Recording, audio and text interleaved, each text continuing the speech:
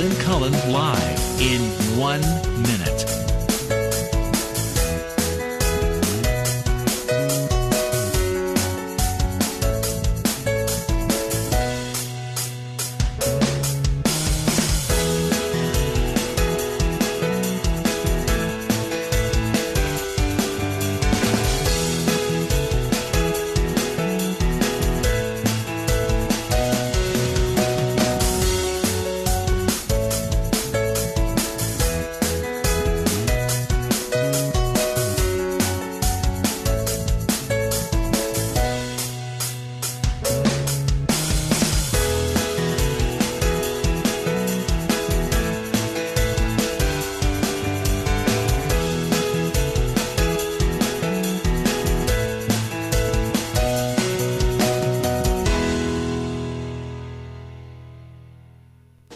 Welcome to Lynn Cullen Live at pghcitypaper.com. Email your questions and comments to Lynn at pghcitypaper.com.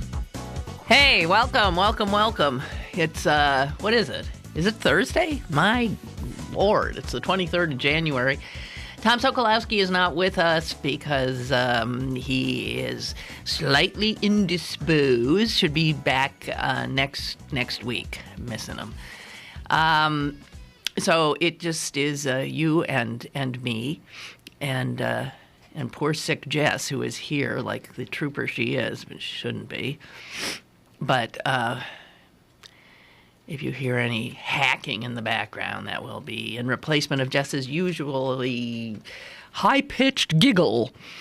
So here, just an update on something that came up a few days ago, when I received an email from one of you, a woman asking where she could get a snow ease. I wonder if it's possible to get through a winter and not have this subject come up. And it hasn't been possible since we first found out about the snow ease, which, good heavens, might have been back in the 90s. This is that little gizmo that I inadvertently put on the map.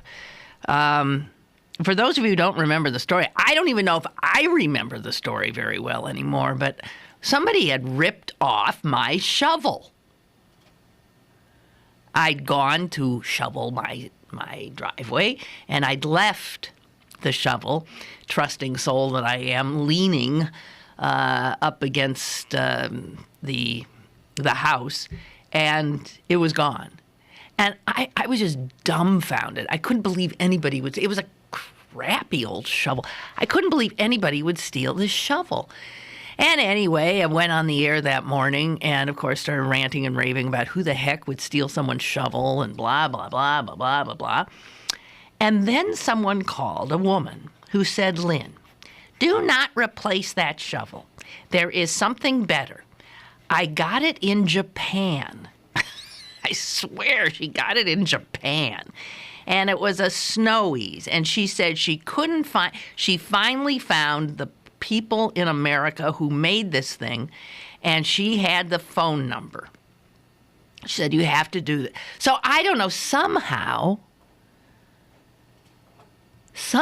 she did such a sales job that, unknown to me, people in the audience started calling this phone number she had given out, which was to a little tiny manufacturing, some kind of little factory in some little town in Indiana that made other things, but they did, for some reason, make this strange thing, and they only had one customer in Japan that bought it, or whatever. I don't know.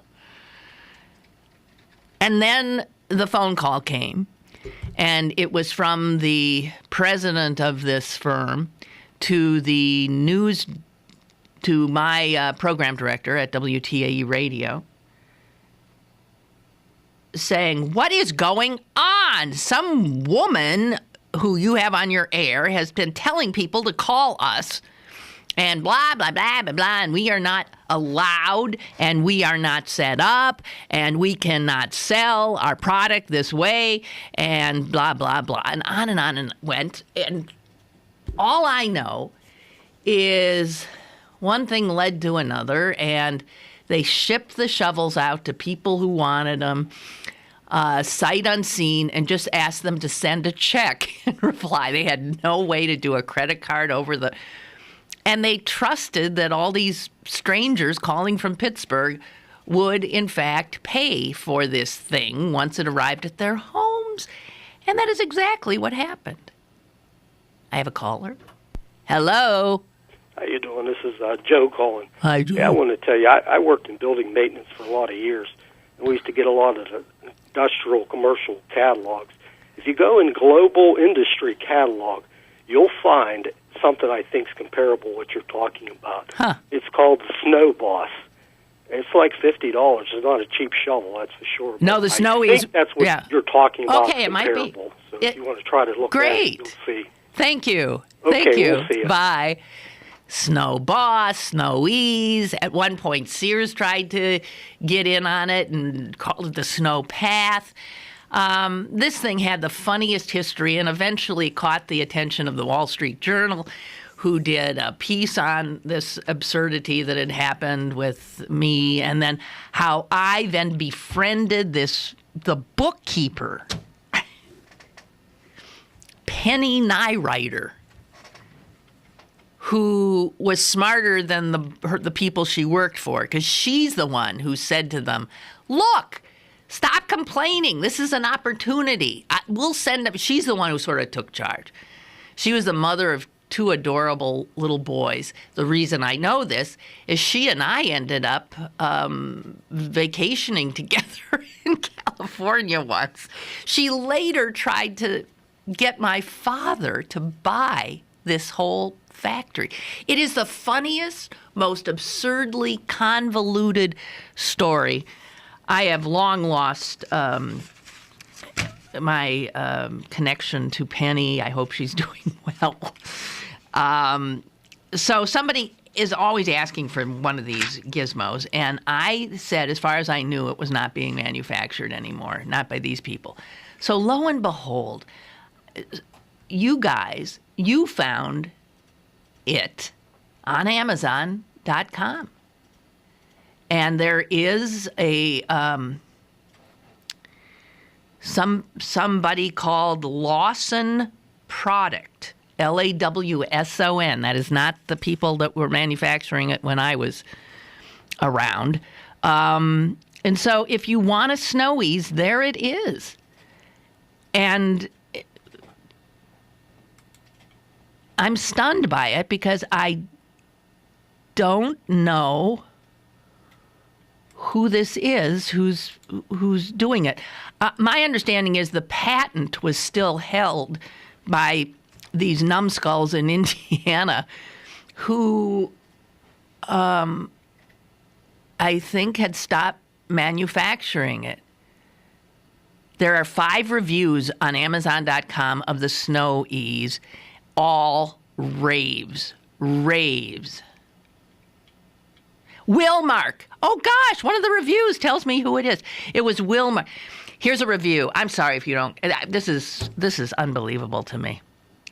I owned a hardware store, Chuck writes, until I retired about 10 years ago. We sold these.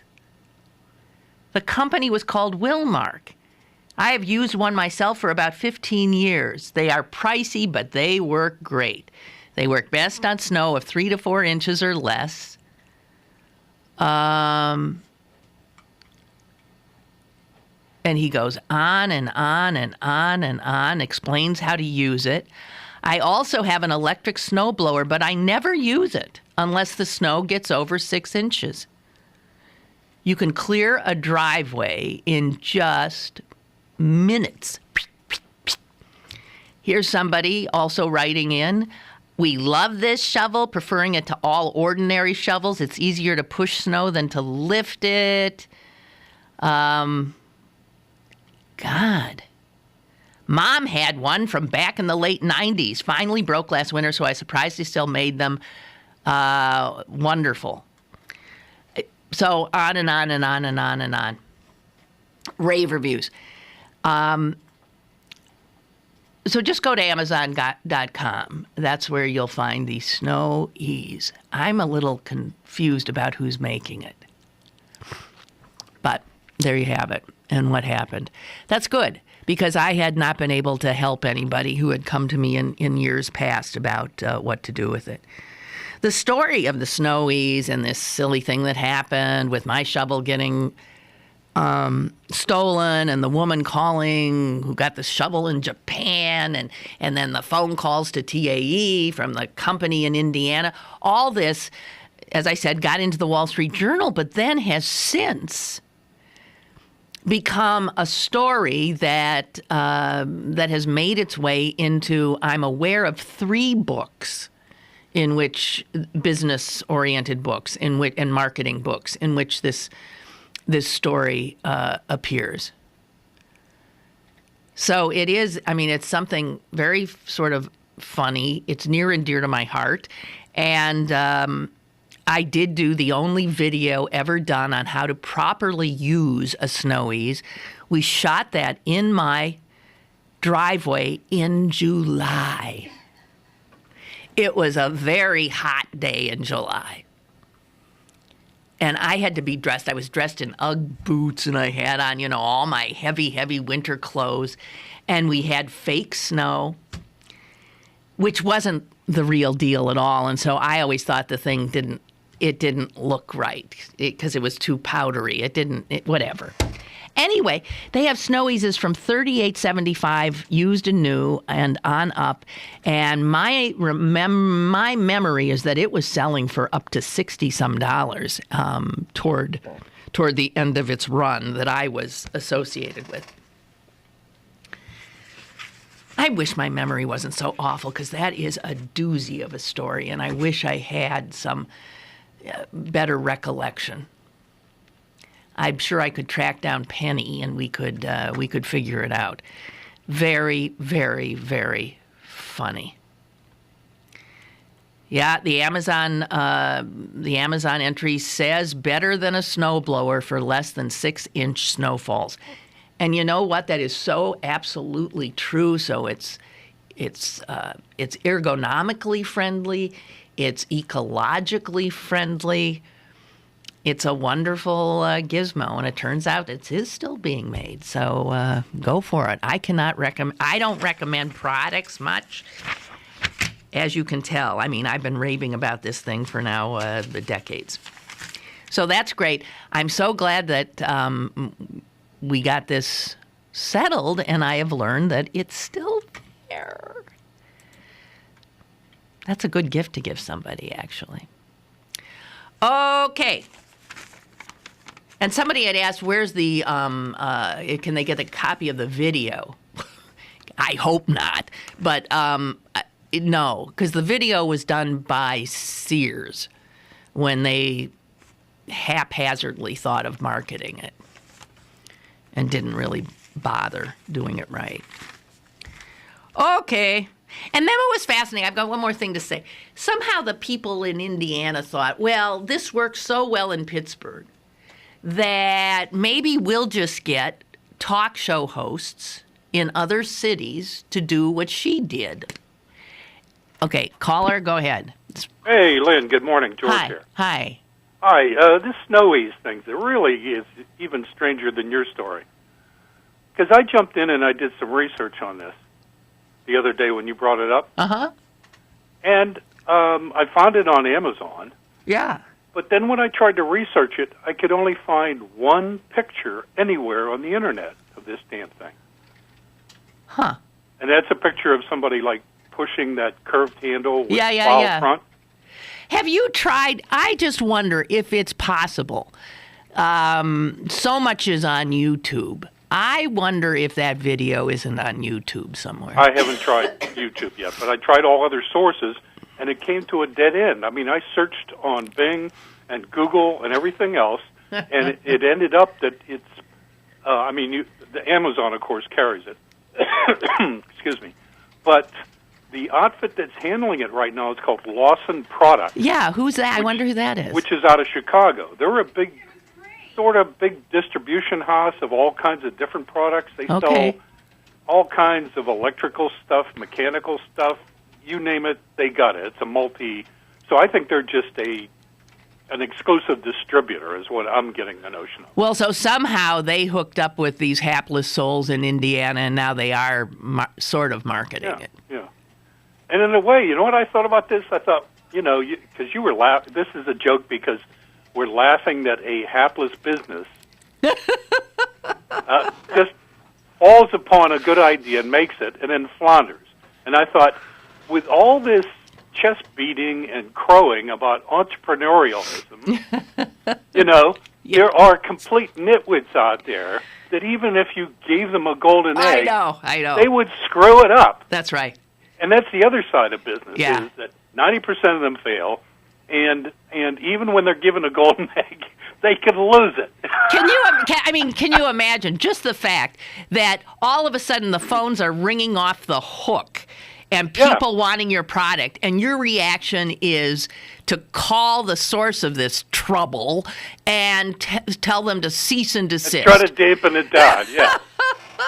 Talk about restraint of trade. God, that's it right there. That's like, it goes against all the notions of capitalist enterprise and everything. And of course, it goes in the face of this Shark Tank program too now, which is now big in vogue, where, all these entrepreneurial potentates are sitting there with their piles of money, making judgments on people's ideas and everything.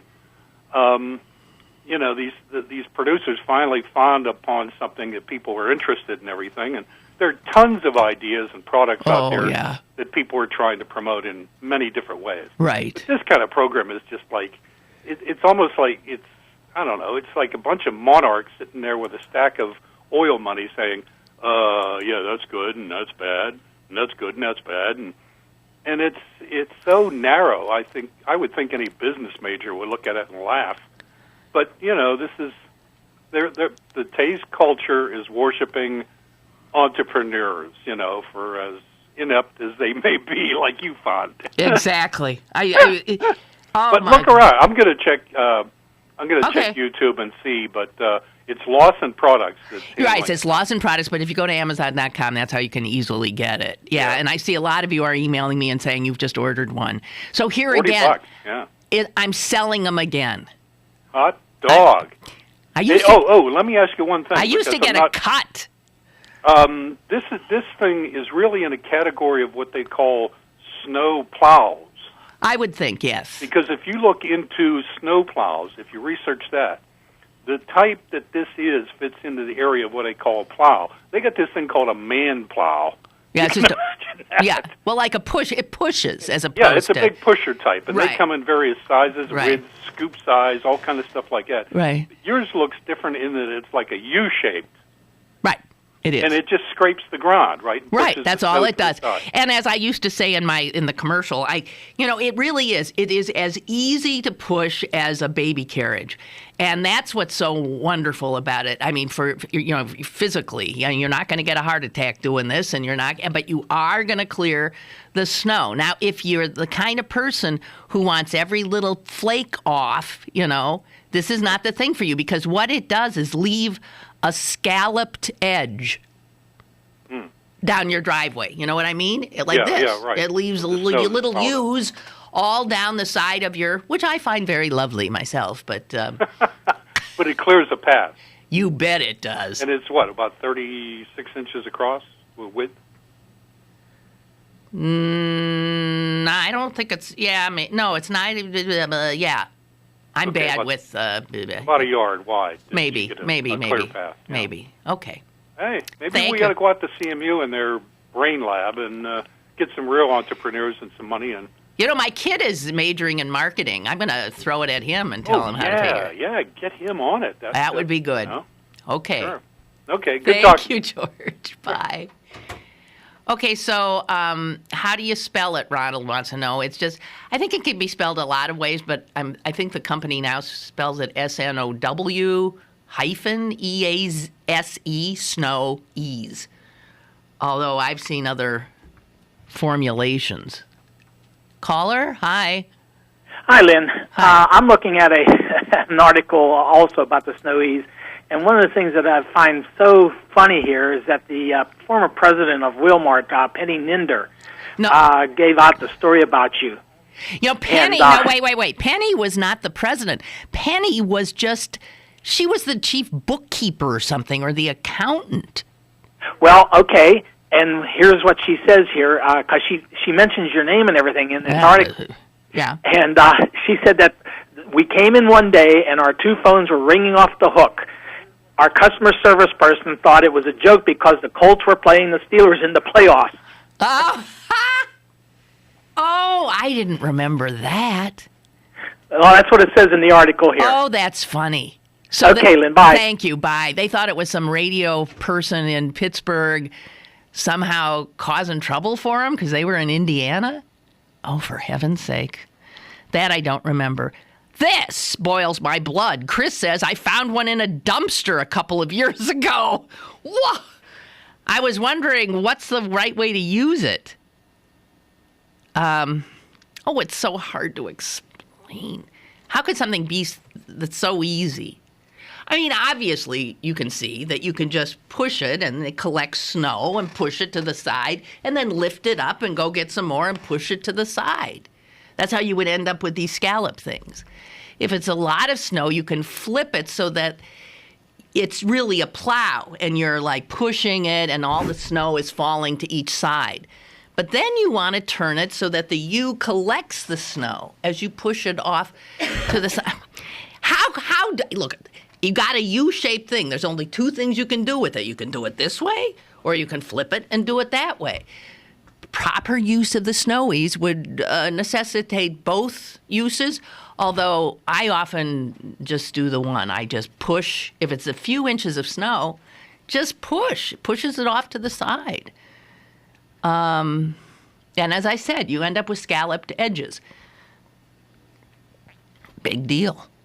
It's best in softer, heavy snow. Wet snow is harder. Requires a little more oomph. I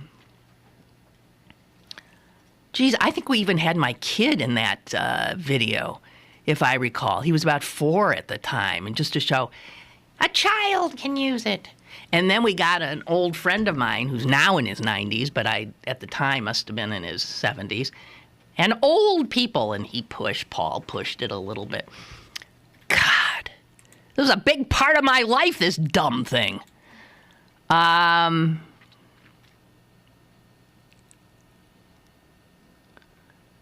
Okay, so there it is. And they must have figured out a way to make it cheaper because they are selling it for less money than we were years ago. It just kept getting more and more expensive, like these idiots in Indiana thought they had a gold mine all of a sudden. And as I said, they tried to market it. They got some talk show host in Minneapolis to try to sell it like I was selling it. And nothing happened. And I remember saying, well, it didn't happen because whoever was doing that in Minneapolis didn't have this personal experience, one, and maybe didn't have my sales chops too, but didn't have this compelling story. And wasn't personally involved. Just always this assumption. There's another stupidity on the part of the people. Well, that woman in Pittsburgh just went on and talked about it, and our phones rang off the hook. Well, no, it's a little more complicated than that, isn't it? Because you're talking about it, you have to be compelling. PJ writes, I can build anything, so I'm going to try to make one. What does the bottom edge of the curved blade look like? It's just a big hunk of plastic, the whole thing. It's all made out of the same thing. That whole thing, the edge is the same. It's just plastic. That's all it is. Plastic, 2 or 4 little bolts, and the handle. That's it. It's as simple a design as it can be. And the dang thing works. That's all I can say. God bless the snowies. I'm taking a break. No more. No mas! Enough. More is on the way with Lynn Cullen Live. Happy New Year from the all-new BergBargains.com. Log on today for the best exclusive deals from your favorite local restaurants, bars, and shows. Sign up for the weekly email update for your chance to win a $100 gift card from the Squiggly Spa. The all-new BergBargains.com, Pittsburgh's best bargains. BergBargains.com. Confusion ever someone or have sudden... Have you ever had sudden confusion, trouble speaking, or understanding someone? It could be one of the 5 signs of stroke. Sudden weakness or numbness of the face, arm, or leg. Sudden trouble with vision in one or both eyes. Suddenly having trouble walking or difficulty with balance. Or a sudden intense headache that comes out of nowhere. Don't wait. Call 911 immediately. Time lost is brain lost. Find out more at powertoendstroke.org. Brought to you by the American Heart Association, American Stroke Association, and the Ad Council. Have a question or an opinion? Call Lynn Cullen at 412-316-3381 or email lynn at pghcitypaper.com. Now, more with Lynn Cullen Live. All right, I suppose we're supposed to do a talk show here. What is all this, I don't know. Memories. Hey, I came upon something I thought was interesting.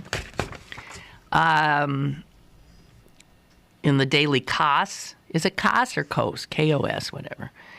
And this is a little bit more information on the West Virginia toxic spill. There's a Pittsburgh connection. Namely, the owner of Freedom Industries, which caused the leak. It says here, and the Freedom Industries didn't miss a beat. I mean, first of all, they contaminate the water supply for hundreds of thousands of people. And then, knowing that they're about to be sued by probably hundreds of thousands of people and the state of West Virginia and who knows who the hell else, they declared bankruptcy. Which could allow them to dodge an awful lot of liability. So, and I don't understand all these legal... I don't understand the legal aspect all that much, nor, anyway. God, where's my head today? I think it froze somewhere. It says that we are all going to be treated now to the machinations of multimillionaire J. Clifford Forrest III. J. Clifford Forrest III is the guy who owns Rosebud Mining Company, which owns Freedom Industries. Although this guy has more limited liability corporations set up, so that this is how you get to be multimillionaire. You have the law. You know the loopholes. And you create all these entities, and one entity owns this one and that one, this one, and somehow you end up looking like, you're in charge of absolutely nothing. It says here that J. Clifford Forrest III is about to now be navigating the bankruptcy process to protect his $20 million investment in Freedom Industries and to shed his corporate responsibilities and liabilities assumed through purchasing it, which he just did about a year ago. Bet he's cursing that.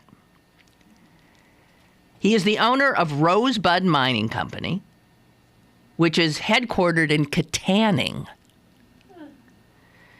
He established Rosebud in 1979 after graduating that year from the University of Pittsburgh.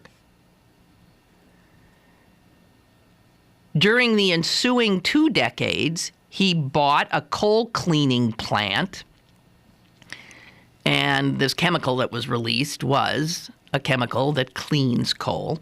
He bought a coal cleaning plant and put 8 mines into operation in Western PA. That was just the beginning.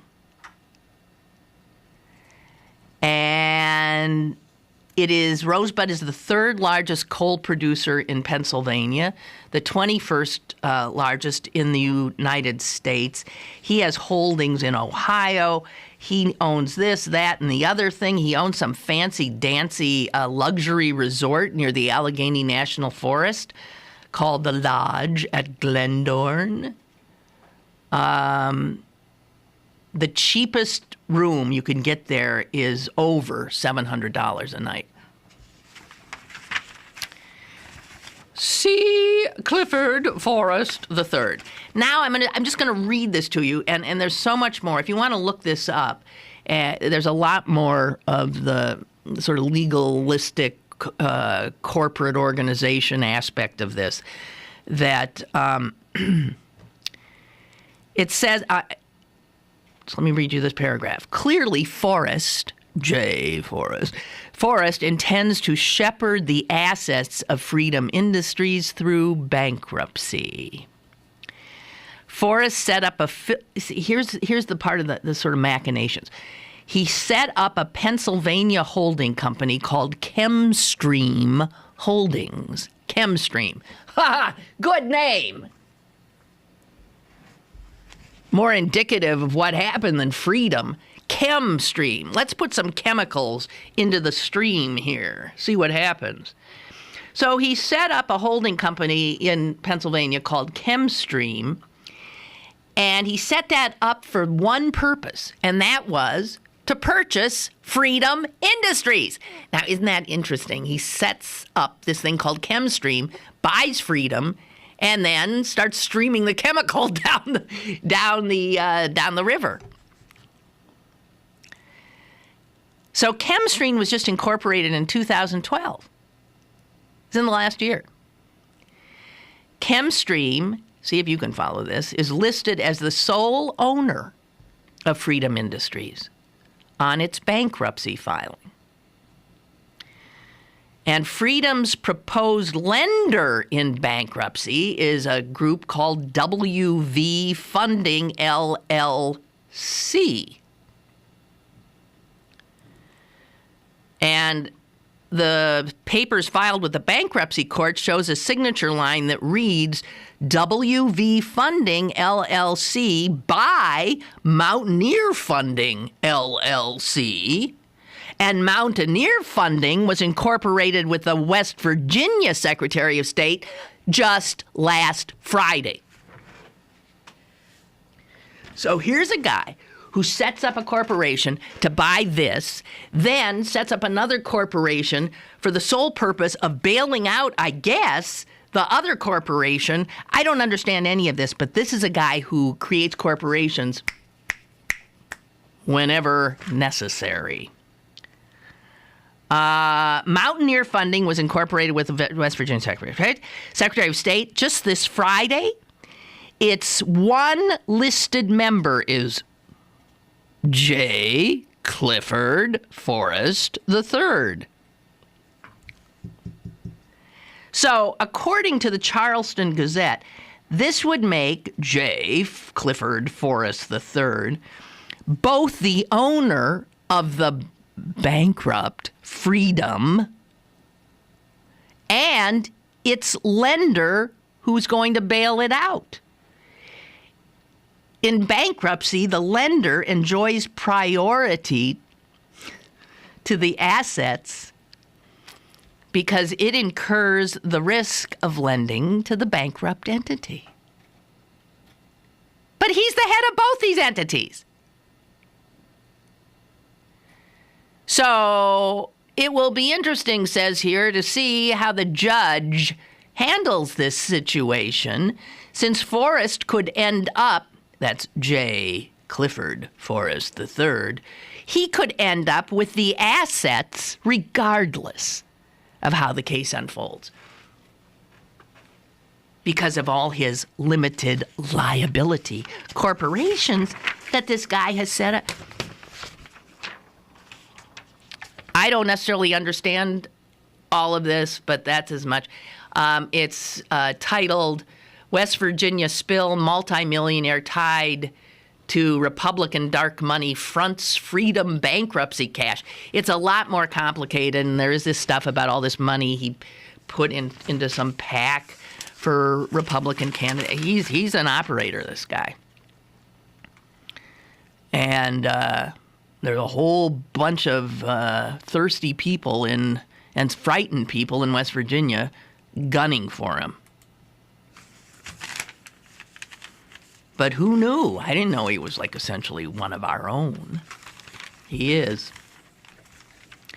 Also, in regard to the West Virginia spill, it has now been determined that there was more than one chemical that was spilled. There was also a second chemical. So that's interesting. The whole time, they didn't even know what the hell was in there.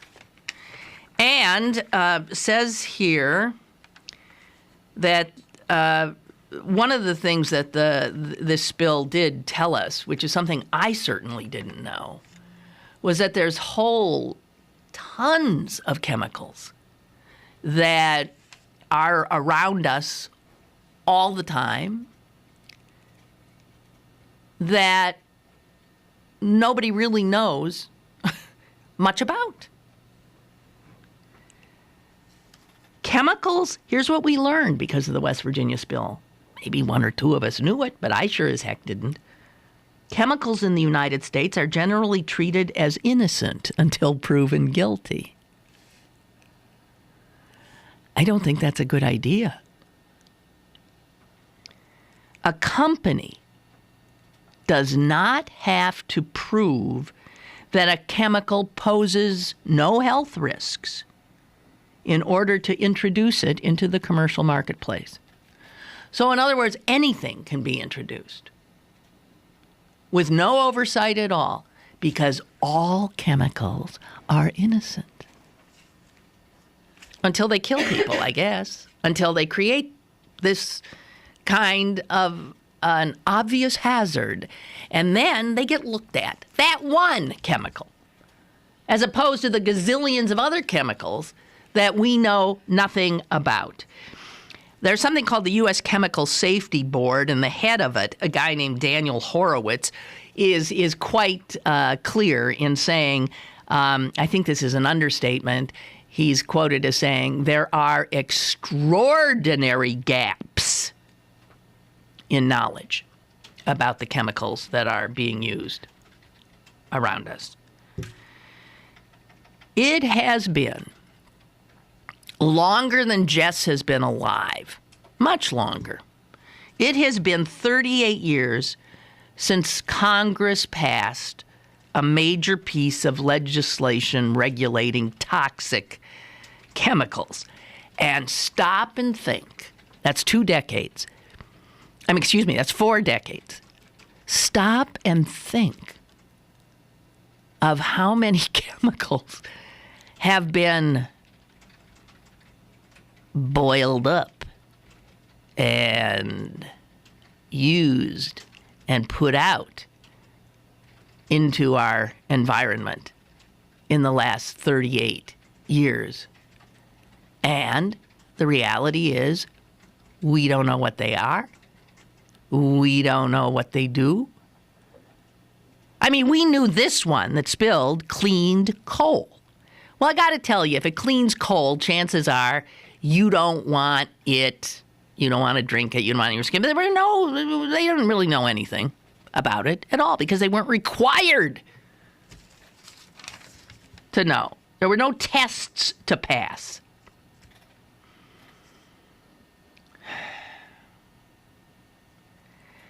Anyway, there is a bill in Congress now that is called the Chemical Safety Improvement Act.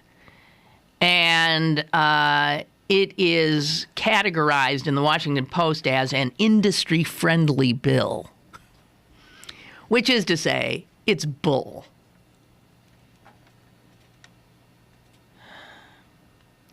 And apparently,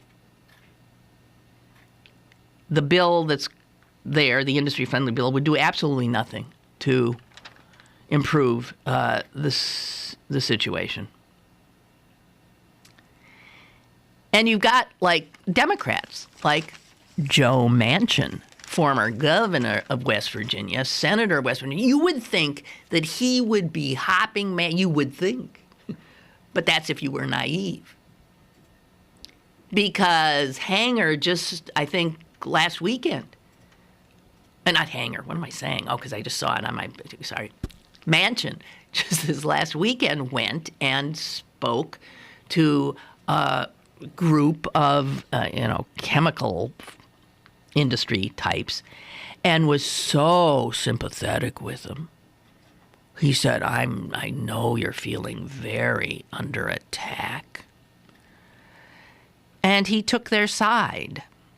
This after 300,000 of his own constituents were terrified and had their lives uprooted. And to this day, still, if you lived in Charleston, would you drink that water? I wouldn't.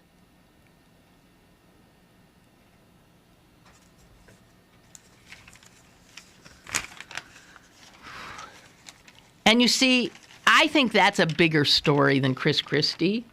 And it's off the radar already, pretty much. Maybe is on the radar a little bit around here just because, well, we've got a little bit of a Pittsburgh connection now. And it's geographically close, but it's not what interests most people, even though that's the kind of story that news operations should get dogged about. Should be like a hungry dog on a bone. But they're not. One or two, thank God, will continue to follow this, but it's off the radar of of most. And so what we've agreed, obviously, without really taking a vote, is we're more than happy to go back to the way things were, which is essentially no oversight at all of commercial chemical usage, chemicals stored on our waterways, our drinking sources, chemicals trucked on our roads and on our rivers and on our rail. Wasn't it just the other day that 47 people were killed in Canada when a train carrying chemicals derailed and things exploded and whoops, it was right near where some people were living and they're now dead. And then there was another chemical spill. I mean, I don't know what's with us. We just whistle past the graveyard all the time, which is, I guess, for most of us, it's worked so far. Yep. Let's take a break. I'll be back. Stick around for more with Lynn Cullen Live after this. Welcome to today's lottery drawing. And today's winning numbers are not yours, not yours, and another number that's not yours. And the final number is not yours. When it comes to having money, don't rely on luck. Brew your own coffee at home instead of buying that latte. Brown bag it to work instead of ordering it. Go to feedthepig.org for more free ideas on how to save. Feedthepig.org. This message brought to you by the American Institute of Certified Public Accountants and the Ad Council. Download the brand new CP Haps app and find out what's going on in Pittsburgh. It's the fun and free app that puts the most popular events at your fingertips.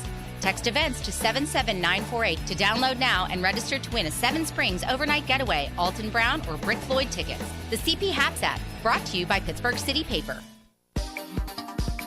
You're listening to Lynn Cullen Live at pghcitypaper.com. Once again, here's Lynn Cullen. Did you see this? I don't know if you saw this item that apparently, was it yesterday? Sometime this week, Tuesday, I'll get it. $500 million, that'd be 500 million, $500 million Chinese internet users. That's, of course, what? Almost twice the population of the United States. That many people could not get access to the internet for some time. I think it was about 8-9 hours. They couldn't load websites ending in .com. Well, that'd take a whole bunch out. Or .net or .org. And of course, in China, you have a state-run, they try to control access, but not, believe me, they were not behind this. And here again, because I do not comprehend the world I live in, I couldn't quite comprehend the legal shenanigans that Jay Forrest, whatever the hell his name is, the third, who owns Freedom Industries and ChemStream, is going to utilize to keep himself still multi-billionaire and untouched by the havoc he wreaked. I don't understand the technology of this, but it says here that in one of the more bizarre twists in recent internet memory, much of China's internet traffic, I'm saying, 500 million people, somehow was redirected to a house in Cheyenne, Wyoming.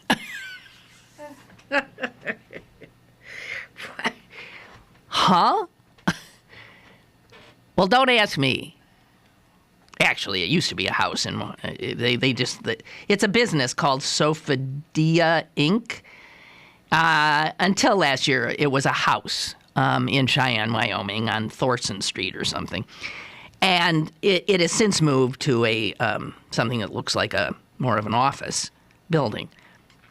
But it all ended up there in Cheyenne, Wyoming. And it turns out that the address of this place in Cheyenne, Wyoming is the same address on corporate papers and filings used by some 2,000 companies.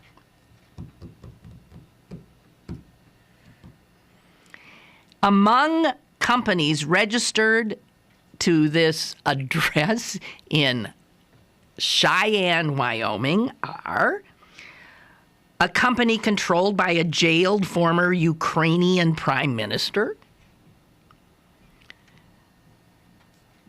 a company whose owner was charged with helping online poker operators evade internet gambling bans, and another corporation that was banned from government contracts after selling counterfeit truck parts to the Pentagon. I don't understand. This world is very strange, a very confusing world, and it makes my head hurt. And I realize how clueless I am. Seriously clueless. How I don't comprehend much of anything.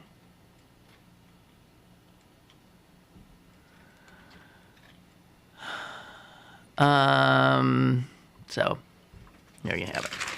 Another, I think, sad story that I came upon.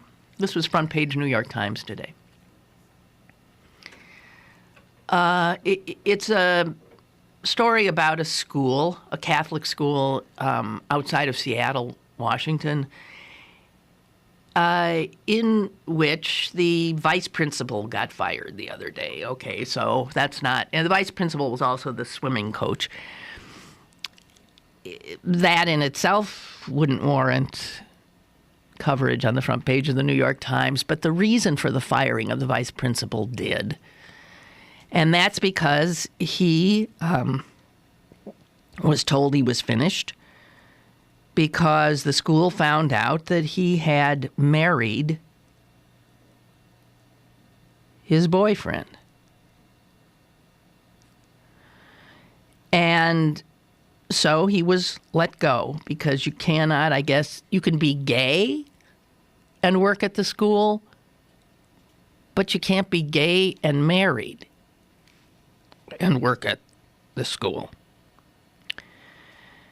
And when the students of this school found out that Mr. Z, as they called him, his name is Mark Zmuda, Mr. Z was let go, they really went nuts. They were stunned. And this shows this disconnect, this generational disconnect that has got to be dealt with by the church.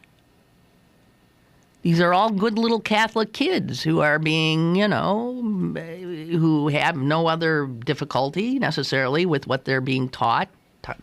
But then something like this happens and they're blown away. Blown away.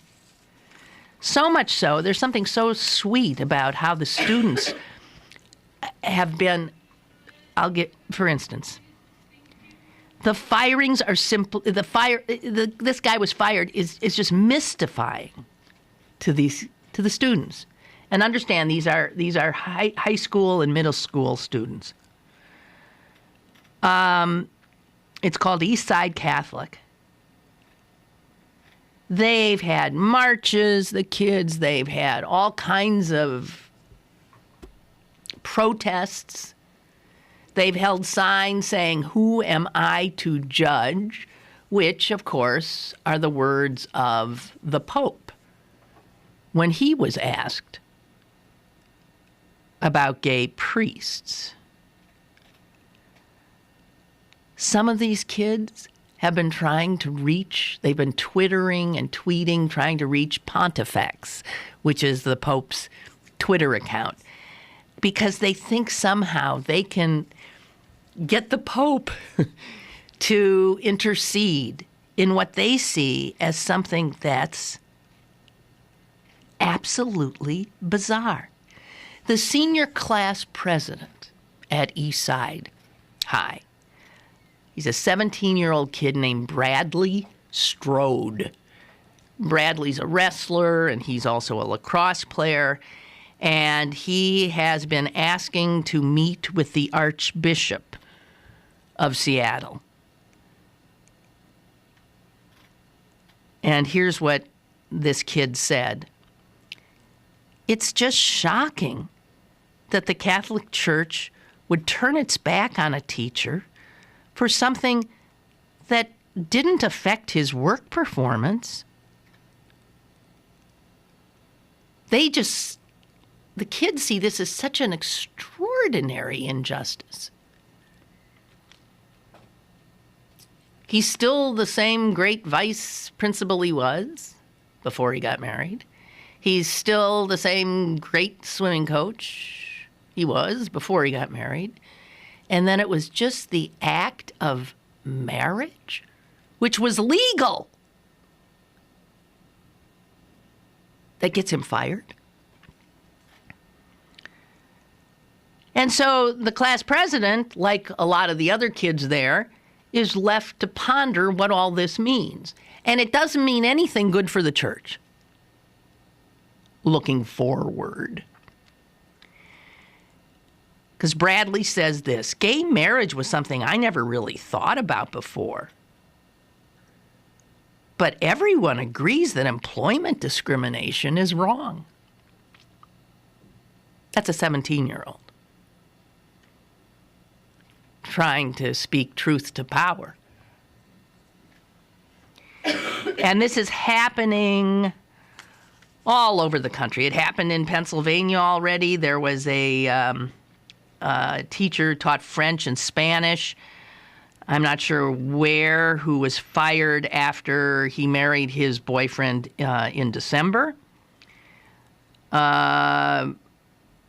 Another was fired after he told his principal he was applying for a marriage license. Similar ousters have taken place in Catholic schools and universities in Arkansas, California, Illinois, Missouri, New York, North Carolina, and on and on and on. Now, I understand it's a private school and a religious school. And according to the church, marriage between two members of the same gender is not right. But like the kids say, and this is a problem because this generational thing, the kids don't comprehend these actions. All right, so the church says, but Mr. Z, so what? He didn't get married at school. We don't know the spouses of anybody, any other teachers. We don't know. What does that have to do with us? And I feel in some ways for the church, it's sort of like, like the Republican Party. If you have a set of principles that are incomprehensible to young people, incomprehensible to young people who would perhaps otherwise be interested in what you had to tell them. But if your principles are literally incomprehensible, then what is your, prognosis for the future? If the young look at you with their mouths hanging open and a look of disbelief on their faces, on their sweet, innocent faces. I'm assuming, I think the Pope is onto this, but you can't, I don't know. And there's also obviously some Republicans who are onto this, and they see nothing but what looks like the end if they don't somehow figure out how to engage young people. And you can't engage them if their reaction to you is one of incomprehension.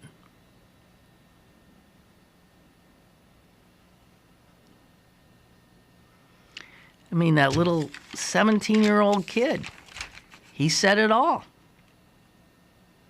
It's shocking. The church. This is a church this kid believes in, or did. It's shocking the church would turn its back on a teacher for something that didn't affect his work performance. They're appealing to the Pope. They think the Pope would not have done this. Now, if the Pope doesn't intercede, which of course I doubt that he will, what does that do to these kids and their perception of the church? They going to be good members of the church as they mature into adulthood, which is right around the corner? And these kinds of actions, rather than being teachable moments where the church can then explain why they feel the way they do, the young people learn the exact opposite. They learn to organize. They learn to protest authority.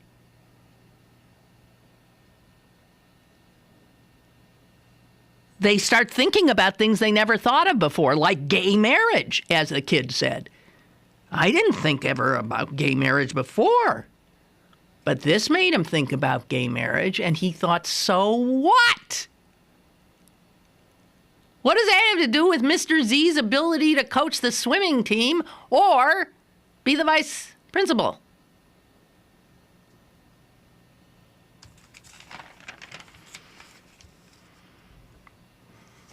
Wow.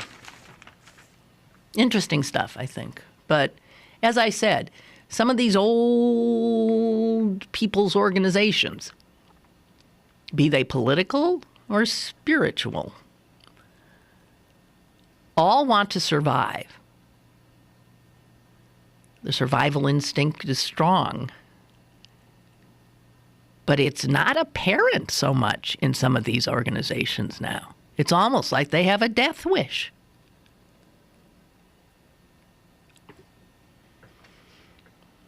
So, I think that's it.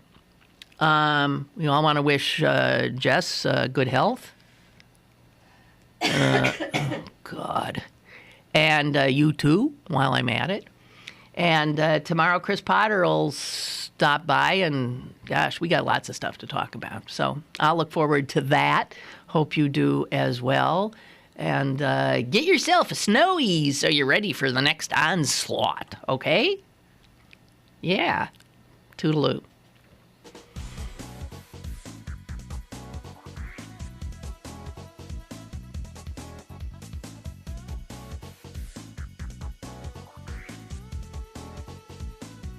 Lynn Cullen Live, Monday through Friday from 10 a.m. to 11 a.m. and archived at pghcitypaper.com. The opinions expressed on Lynn Cullen Live are those of the host and do not necessarily reflect the viewpoints of Pittsburgh City Paper, Steel City Media, and its advertisers.